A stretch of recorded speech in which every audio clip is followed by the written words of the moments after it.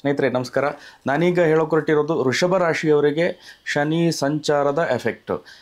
March 29ನೇ ತಾರೀಕಿಗೆ ಶನಿ ಗ್ರಹ ಕುಂಭದಿಂದ ಮೀನಕ್ಕೆ ಪ್ರವೇಶ ಮಾಡ್ತಾ ಇದೆ.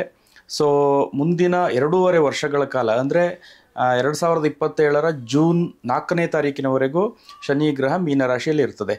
ಸೊ ಇದರಿಂದ ವೃಷಭ ರಾಶಿಯವರಿಗೆ ಏನು ಎಫೆಕ್ಟ್ ಆಗುತ್ತೆ, ಹೆಂಗೆ ಎಫೆಕ್ಟ್ ಆಗುತ್ತೆ ಅನ್ನೋದನ್ನು ಇನ್ಕ್ಲೂಡಿಂಗ್ ನಕ್ಷತ್ರ ಸಹಿತ ನಾನೀಗ ಇಲ್ಲಿ ಎಕ್ಸ್ಪ್ಲೈನ್ ಮಾಡ್ತಾ ಇದ್ದೀನಿ. ನಾನು ಮುಂದುವರಿಯೋದಕ್ಕೂ ಮೊದಲು ಒಂದು ವಿಚಾರವನ್ನು ಕ್ಲಾರಿಫೈ ಮಾಡಬೇಕಾಗುತ್ತೆ. ಸಾಮಾನ್ಯವಾಗಿ ಈ ಥರ ಶನಿ ಸಂಚಾರ ಅಥವಾ ಗುರು ಸಂಚಾರ ಇಂಥ ಸಂದರ್ಭಗಳಲ್ಲಿ ರಾಶಿ ಭವಿಷ್ಯ ಅಂತ ಹೇಳ್ತಾರೆ. ಇದು ರಾಶಿ ಭವಿಷ್ಯ ಅಲ್ಲ. ಇವನ್ ಶಾಸ್ತ್ರದಲ್ಲಿ ಹೇಳಿರೋದು ಇದನ್ನು ಗೋಚಾರ ಫಲ ಅಂತಂದರೆ ಶನಿ ಏನು ಒಂದು ರಾಶಿಯಿಂದ ಇನ್ನೊಂದು ರಾಶಿಗೆ ಸಂಚಾರ ಮಾಡೋದನ್ನು ಟ್ರಾನ್ಸಿಟ್ ಅಂತ ಹೇಳ್ತಾರೆ. ಸೊ ಅದರಿಂದ ಬೇರೆ ಬೇರೆ ರಾಶಿಯವರಿಗೆ ಏನು ಇಂಪ್ಯಾಕ್ಟ್ ಆಗುತ್ತೆ, ಅದರ ಎಫೆಕ್ಟ್ ಹೆಂಗೆ ಫೇವರೇಬಲ್ ಇರ್ತದೋ ಅನ್ಫೇವರೇಬಲ್ ಇರ್ತದೋ ಅದನ್ನು ಗೋಚಾರ ಫಲ ಅಂತ ಶಾಸ್ತ್ರದಲ್ಲಿ ಹೇಳಿರೋದು. ಹಾಗಂತೂ ಅದೇನು ನಿಮ್ಮ ಕಂಪ್ಲೀಟ್ ಪ್ರಿಡಿಕ್ಷನ್ ಆಗಿರೋದಿಲ್ಲ. ನಿಮ್ಮ ಕಂಪ್ಲೀಟ್ ಪ್ರಿಡಿಕ್ಷನ್ನು ಏನು ಹೋರೋಸ್ಕೋಪ್ ಇರ್ತದೋ ಹೋರೋಸ್ಕೋಪು ಮತ್ತು ಪ್ರಸಕ್ತ ನಡೀತಾ ಇರುವಂಥ ದಶೆ, ಇದರ ಆಧಾರದಲ್ಲಿ ಮೇಯ್ನಾಗಿ ಪ್ರಿಡಿಕ್ಷನ್ ಮಾಡೋದು. ಇದು ಸಪೋರ್ಟಿಂಗ್ ಟೂಲ್ ಥರ ವರ್ಕ್ ಮಾಡುತ್ತೆ. ನಿಮಗೆ ಟ್ರಾನ್ಸಿಟ್ಟು ಕೂಡ ಸಪೋರ್ಟಿವ್ ಆಗಿದ್ದಾಗ, ದಶೆಯೂ ಚೆನ್ನಾಗಿದ್ದಾಗ ಅದು ನಿಮ್ಮ ಬೆಸ್ಟ್ ಪೀರಿಯಡ್ ಆಗಿರುತ್ತೆ. ಅದೇ ಒಂದು ವೇಳೆ ಟ್ರಾನ್ಸಿಟ್ ಚೆನ್ನಾಗಿದ್ದು ದಶೆ ಚೆನ್ನಾಗಿಲ್ಲ ಅಂದರೆ ಈ ಟ್ರಾನ್ಸಿಟ್ದು ಏನು ಗೋಚರ ಫಲದಿಂದ ಏನೇನು ಒಳ್ಳೆ ರಿಸಲ್ಟ್ಗಳನ್ನು ಹೇಳ್ತಾರೋ ಅದು ನಿಮ್ಮ ಜೀವನದಲ್ಲಿ ಅದೇನು ಅಷ್ಟೊಂದು ಕಾಣಿಸ್ಕೊಳ್ಳೋದಿಲ್ಲ. ಅದೇ ದಶೆ ಚೆನ್ನಾಗಿದ್ದು ಟ್ರಾನ್ಸಿಟ್ ಚೆನ್ನಾಗಿಲ್ಲ ಅಂದ್ರೂ ನಿಮ್ಮ ಜೀವನಕ್ಕೆ ಏನು ಎಫೆಕ್ಟ್ ಆಗೋದಿಲ್ಲ ಅದು ಇಲ್ಲ. ಯಾಕೆಂದರೆ ಟ್ರಾನ್ಸಿಟ್ದು ಎಫೆಕ್ಟ್ 20 to 30% ಅಷ್ಟೇ ಅದು ಎಫೆಕ್ಟ್ ಆಗೋದು. ಉಳಿದಂಗೆ 70 to 80% ಜನ್ಮಕುಂಡಲಿ ಮತ್ತು ಜನ್ಮಕುಂಡಲಿಯಲ್ಲಿನ ದಶೆಗಳೇ ಮೇಜರ್ ಆಗಿ ವರ್ಕ್ ಮಾಡೋದು. ಈಗ ವೃಷಭ ರಾಶಿಯವರ ವಿಚಾರಕ್ಕೆ ಬರೋದಾದರೆ ಶನಿ ಬಂದು 3 ಸ್ಥಾನಗಳಲ್ಲಿ ಶುಭ ಫಲವನ್ನು ಕೊಡುತ್ತೆ ಅಂತ ಹೇಳ್ತಾರೆ. ಅದರಲ್ಲಿ 3, 6, 11. ಈಗ ವೃಷಭ ರಾಶಿಯಿಂದ ಮೀನ ರಾಶಿ 11ನೇ ಮನೆ ಬರೋದ್ರಿಂದಾಗಿ ಇದು ಶುಭ ಫಲವನ್ನು ಕೊಡುತ್ತೆ ಅಂತ ಕನ್ಸಿಡರ್ ಮಾಡ್ಬೋದು. ಸೊ ಹಂಗಾಗಿ ವೃಷಭ ರಾಶಿಯವರಿಗೆ ಶನಿಯ ಟ್ರಾನ್ಸಿಟ್ ಫೇವರೇಬಲ್ ಇರ್ತದೆ. ಅದರಲ್ಲಿ ದಶೆಯೂ ಚೆನ್ನಾಗಿತ್ತು ಅಂದರೆ ತುಂಬಾ ಚೆನ್ನಾಗಿರ್ತದೆ. ಅವರಿಗೆ ಆ್ಯಕ್ಚುಲಿ 11ನೇ ಮನೆಯನ್ನು ಆದಾಯ ಸ್ಥಾನ ಅಂತ ಹೇಳ್ತಾರೆ, ಹೌಸ್ ಆಫ್ ಗೇನ್ಸ್ ಅಂತ ಹೇಳ್ತಾರೆ. ಸೊ ಹಾಗಾಗಿ ನಿಮಗೆ ಪ್ರಾಪ್ತಿಗಳು ಆಗುವಂಥ ಸಾಧ್ಯತೆ ಇರ್ತದೆ. ಹಾಗೆಯೇ ಆದಾಯದ ವಿಚಾರದಲ್ಲೂ ಕೂಡ ಸಾಕಷ್ಟು ನಿಮಗೆ ಆದಾಯದ ಮೂಲಗಳ ಬಗ್ಗೆ ನಿಮಗೆ ಐಡಿಯಾಸ್ ಬರ್ಬೋದು. ನೀವು ಒಳ್ಳೆ ಧನ ಸಂಪಾದನೆ ಮಾಡಲಿಕ್ಕೆ ಇಲ್ಲಿ ಅವಕಾಶಗಳು, ಆಪರ್ಚುನಿಟೀಸ್ ಕೂಡ ನಿಮಗೆ ಸಿಗ್ಬೋದು. ಇನ್ನು ಈ ಪ್ರಾಪ್ತಿ ಅನ್ನೋದು ಏನಿದೆಯೋ ಇದು ಲಗ್ನದಿಂದ ನೋಡಬೇಕಾಗತ್ತೆ. ನಿಮ್ಮ ಜನ್ಮಕುಂಡಲಿಯಲ್ಲಿ ಲಗ್ನದಿಂದ ಏನು ಪ್ರಾಪ್ತಿ ಆಗುತ್ತೆ ಅನ್ನೋದು ಕ್ಲಿಯರ್ ಆಗಿ ಸ್ವಲ್ಪ ಇಂಡಿಕೇಶನ್ ಸಿಗ್ತದೆ. ರಾಶಿಯಿಂದನೇ ನೋಡುವಾಗ ಪ್ರಾಪ್ತಿ ಅನ್ನೋದನ್ನಷ್ಟೇ ಹೇಳಲಿಕ್ಕೆ ಸಾಧ್ಯ. ಹಾಗೆಯೇ ನಿಮಗೆ ಕೆಲವೊಂದು ಕೈ ಹಾಕಿದ ಕೆಲಸಗಳೇನಿದೆಯೋ ಅದು ನೆರವೇರ್ಬೋದು. ಇನ್ನು ಬೃಹತ್ ಸಮಿತ ಏನು ಈ ಟ್ರಾನ್ಸಿಟ್ ಗೋಚಾರಕ್ಕೆ ಸಂಬಂಧಪಟ್ಟಂಥ ವಿವರಣೆ ಇರುವಂಥ ಗ್ರಂಥದಲ್ಲಿ ಈ ಶನಿಯ 11ನೇ ಮನೆಯ ಟ್ರಾನ್ಸಿಟನ್ನು ಆ್ಯಕ್ಚುಲಿ ಇದು ಶನಿ ಬಂದು ಇಲ್ಲಿ ತುಂಬ ಅಗ್ರೆಸಿವ್ ಆಗುತ್ತೆ ಅಂತ ಹೇಳಲಾಗಿದೆ. ಹಾಗೆಯೇ ನಿಮಗೆ ಬೇರೆ ಬೇರೆ ಮೂಲಗಳಿಂದ ಧನ ಸಂಪಾದನೆಗೆ ಅವಕಾಶ ಸಿಗ್ತದೆ ಅಂತಲೂ ಹೇಳಲಾಗಿದೆ. ಹಾಗಾಗಿ ನಿಮಗೆ ಇದು ಫೇವರೇಬಲ್ ಟ್ರಾನ್ಸಿಟ್ ಅಂತಲೇ ಅಂದ್ಕೊಳ್ಬೋದು. ಆದ್ರೂ ಕೂಡ ಇದರಲ್ಲಿ ಜನ್ಮಕುಂಡಲಿಯ ಆಧಾರದಲ್ಲಿ ಈ ರಿಸಲ್ಟ್ಗಳು ಕೊಂಚ ಮಟ್ಟಿಗೆ ವೇರಿಯೇಷನ್ ಆಗ್ತದೆ. ಅದರಲ್ಲಿ ನಕ್ಷತ್ರವನ್ನು ಕೂಡ ಪರಿಗಣಿಸಬೇಕಾಗುತ್ತೆ. ನಕ್ಷತ್ರದ ವಿಚಾರಕ್ಕೆ ಬಂದರೆ ವೃಷಭ ರಾಶಿಯಲ್ಲಿ 3 ನಕ್ಷತ್ರಗಳು ಬರ್ತದೆ.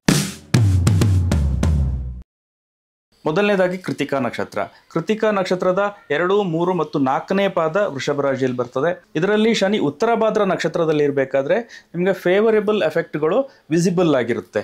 ಯಾಕೆಂದರೆ ಇದು ರಾಶಿಯಿಂದಲೂ ಫೇವರೇಬಲ್ ಇರುತ್ತದೆ, ಹಾಗೆಯೇ ನಕ್ಷತ್ರದಿಂದಲೂ ಕೂಡ ಫೇವರೇಬಲ್ ಇರ್ತದೆ. 2025 ಏಪ್ರಿಲ್ 27 ಅಲ್ಲಿಂದ 2025 ಅಕ್ಟೋಬರ್ 4 ಇದರ ನಡುವೆ ಉತ್ತರ ಭಾದ್ರ ನಕ್ಷತ್ರದಲ್ಲಿ ಶನಿ ಇರ್ತದೆ. ಹಾಗೆಯೇ 2026 ಜನವರಿ 20ರಿಂದ 2026 ಮೇ 17 ಈ ಅವಧಿಯಲ್ಲೂ ಕೂಡ ಉತ್ತರ ಭಾದ್ರ ನಕ್ಷತ್ರದಲ್ಲಿ ಇರ್ತದೆ. ಹಾಗೆಯೇ 2026 ಅಕ್ಟೋಬರ್ 9ರಿಂದ 2027 ಫೆಬ್ರವರಿ 8 ಈ ಅವಧಿಯಲ್ಲೂ ಕೂಡ ಶನಿ ಉತ್ತರ ಭಾದ್ರ ನಕ್ಷತ್ರದಲ್ಲಿರ್ತದೆ. ಹಾಗಾಗಿ ಈ ಅವಧಿಯಲ್ಲಿ ನಿಮಗೆ ಪಾಸಿಟಿವ್ ಎಫೆಕ್ಟ್ಗಳು ಅಂತ ಏನು ಹೇಳಲಾಗಿದೆಯೋ ಇದು ಹೆಚ್ಚು ವಿಸಿಬಲ್ ಆಗಿರುತ್ತೆ.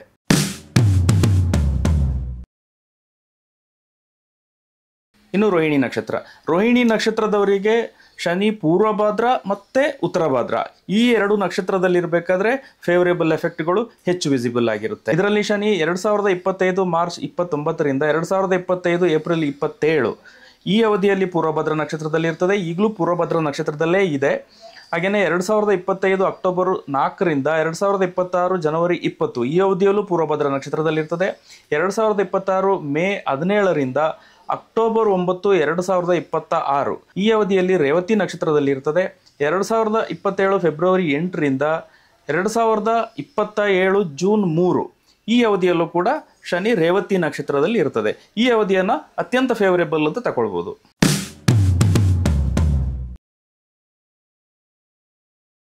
ಈಗ ಮೃಗಶಿರ ನಕ್ಷತ್ರಕ್ಕೆ ರಾಶಿಯಿಂದ ಫೇವರೇಬಲ್ ಇದೆ. ಆದರೆ ಇದರಲ್ಲಿ ಲತ್ತೆ ಅಂತ ಒಂದು ಪರಿಗಣಿಸ್ತಾರೆ. ಅಂದರೆ ಪೂರ್ವಭಾದ್ರ ನಕ್ಷತ್ರದಲ್ಲಿ ಶನಿ ಸಂಚಾರ ಆಗ್ತಾ ಇರಬೇಕಾದ್ರೆ ಮೃಗಶಿರ ನಕ್ಷತ್ರಕ್ಕೆ ಲತ್ತೆ ಬೀಳುತ್ತೆ ಅಂತ ಕನ್ಸಿಡರ್ ಮಾಡ್ತಾರೆ. ಇದರಿಂದ ಏನಾಗುತ್ತೆ, ಯಾರು ಮೃಗಶಿರ ನಕ್ಷತ್ರದಲ್ಲಿ ಜನಿಸಿರ್ತಾರೋ ಅವರಿಗೆ ಆರೋಗ್ಯದ ವಿಚಾರದಲ್ಲಿ ಸಣ್ಣ ಪುಟ್ಟ ವ್ಯತ್ಯಾಸಗಳು ಬರಬಹುದು ಅಂತ ಹೇಳ್ತಾರೆ. ಸೊ ಉಳಿದಂಗೆ ಫೇವರೇಬಲ್ ರಿಸಲ್ಟ್ ಇರ್ತದೆ. 2025 ಏಪ್ರಿಲ್ 27ರಿಂದ 2025 ಅಕ್ಟೋಬರ್ 4ರ ನಡುವೆ ಉತ್ತರ ಭಾದ್ರ ನಕ್ಷತ್ರದಲ್ಲಿರ್ತದೆ. 2025 ಅಕ್ಟೋಬರ್ 4ರಿಂದ 2026 ಜನವರಿ 20ರ ಅವಧಿಯಲ್ಲಿ ಪೂರ್ವಭಾದ್ರ ನಕ್ಷತ್ರದಲ್ಲಿರ್ತದೆ. 2026 ಜನವರಿ 20ರಿಂದ 2026 ಮೇ 17 ಈ ಅವಧಿಯಲ್ಲಿ ಉತ್ತರ ಭಾದ್ರ ನಕ್ಷತ್ರದಲ್ಲಿರ್ತದೆ. ಹಾಗೆಯೇ 2026 ಅಕ್ಟೋಬರ್ 9ರಿಂದ 2027 ಫೆಬ್ರವರಿ 8ರ ಅವಧಿಯಲ್ಲಿ ಉತ್ತರ ಭಾದ್ರ ನಕ್ಷತ್ರದಲ್ಲಿರ್ತದೆ. ಶನಿ ಉತ್ತರ ಭಾದ್ರ ನಕ್ಷತ್ರದಲ್ಲಿರಬೇಕಾದ್ರೆ ಫೇವರೇಬಲ್ ರಿಸಲ್ಟ್ ಸಿಗ್ತದೆ. ಇನ್ನು ಜನ್ಮಕುಂಡಲಿಯಲ್ಲಿ ಶನಿ ಏನಾದರೂ ಲಗ್ನದಿಂದ ನೋಡುವಾಗ ಶುಭ ಸ್ಥಾನಗಳ ಅಧಿಪತಿಯಾಗಿದ್ದರೆ, ಹಾಗೆಯೇ ಶುಭ ಸ್ಥಾನದಲ್ಲಿದ್ದರೆ, ಹಾಗೆಯೇ ಮೀನರಾಶಿಯಲ್ಲೇ ಏನಾದರೂ ಇದ್ದರೆ ಅದು ನಿಮಗೆ ಈ ಫೇವರೇಬಲ್ ಎಫೆಕ್ಟ್ಗಳು ಇನ್ನೂ ಚೆನ್ನಾಗಿ ಸಿಗ್ತದೆ. ಹಾಗೆಯೇ ನಿಮಗೆ ದಶೆಗಳು ಚೆನ್ನಾಗಿತ್ತು ಅಂದರೆ, ಜೊತೆಗೆ ಅಷ್ಟಕ ವರ್ಗದಲ್ಲೂ ಕೂಡ ಒಂದು ಎವರೇಜ್ಗಿಂತಲೂ ಜಾಸ್ತಿ ಬಿಂದು ಇತ್ತು ಅಂದರೆ ಇದು ನಿಮಗೆ ಗೋಲ್ಡನ್ ಪೀರಿಯಡ್ ಅಂತಲೇ ಅಂದ್ಕೊಳ್ಬೋದು. ಈ ಗೋಚಾರ ಅನ್ನೋದೇನಿದೆಯೋ ಇದು ನಿಮಗೆ ಮಾನಸಿಕವಾಗಿ ಇನ್ಫ್ಲೂಯೆನ್ಸ್ ಮಾಡುವಂಥ ಫ್ಯಾಕ್ಟ್ರಿಗಳಾಗಿರ್ತವೆ. ಸೊ ಇದರಲ್ಲಿ ನಿಮ್ಮ ಜನ್ಮಕುಂಡಲಿಯಲ್ಲಿನ ಗ್ರಹಗಳ ಪೊಸಿಷನ್ನು, ಚಂದ್ರನ ಪೊಸಿಷನ್ನು, ಇದರ ಆಧಾರದಲ್ಲಿ ಈ ಏನು ಗೋಚಾರದ ರಿಸಲ್ಟ್ಗಳು ಅಂತ ಹೇಳಲಾಗುತ್ತೋ ಅದು ತುಂಬಾ ವೇರಿಯೇಷನ್ ಬರ್ತದೆ. ಸೊ ಹಂಗಾಗಿ ರಾಶಿಯಿಂದನೇ ಕಂಪ್ಲೀಟ್ ಪ್ರಿಡಿಕ್ಷನ್ನ ಹೇಳಲಿಕ್ಕೆ ಸಾಧ್ಯ ಇಲ್ಲ. ಆದರೆ ರಾಶಿಯಿಂದ ನೋಡುವಾಗ ಏನು ಗೋಚಾರ ಅಂದರೆ ನಿಮಗೆ ಪರಿಸ್ಥಿತಿಗಳು ಅನುಕೂಲವಾಗಿರ್ತದಾ ಇಲ್ವಾ ಅನ್ನೋದನ್ನು ನೋಡೋದು. ಸೊ ಇವು ಫೇವರೇಬಲ್ ಇದೆಯಾ ಅನ್ಫೇವರೇಬಲ್ ಇದೆಯಾ ಅನ್ನೋದನ್ನು ಕರೆಕ್ಟಾಗಿ ಹೇಳ್ಬೋದು. ಹಂಗಂದ್ಕೊಂಡು ಕಂಪ್ಲೀಟ್ ಪ್ರಿಡಿಕ್ಷನ್ನೇ ಇದೇ ನಿಮ್ಮ ಕಂಪ್ಲೀಟ್ ಪ್ರಿಡಿಕ್ಷನ್ ಅಂತೇನಿಲ್ಲ. ಇನ್ನು ಶನಿ ಸಂಚಾರಕ್ಕೆ ಸಂಬಂಧಪಟ್ಟಂತೆ ಕೆಲವರು ಪರಿಹಾರವನ್ನು ಕೂಡ ಹೇಳ್ತಾರೆ. ಸೊ ವೃಷಭ ರಾಶಿಯಿಂದ ಹೇಗೂ ಇದು ಫೇವರೇಬಲ್ ಟ್ರಾನ್ಸಿಟ್ ಆಗಿರೋದ್ರಿಂದಾಗಿ ಏನೂ ಪರಿಹಾರದ ಅಗತ್ಯ ಇರೋದಿಲ್ಲ.